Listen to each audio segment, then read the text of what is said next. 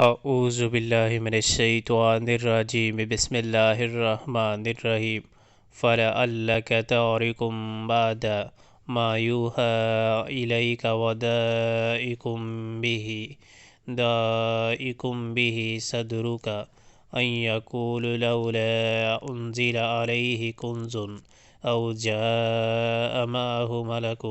انما انت نذیر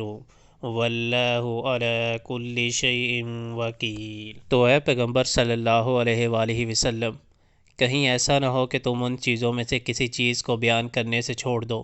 جو تمہاری طرف وحی کی جا رہی ہیں، اور اس بات پر دل تنگ ہو کر وہ کہیں گے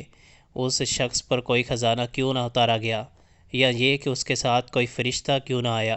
تو تم محض خبردار کرنے والے ہو، آگے ہر چیز کا حوالہ دار اللہ ہے۔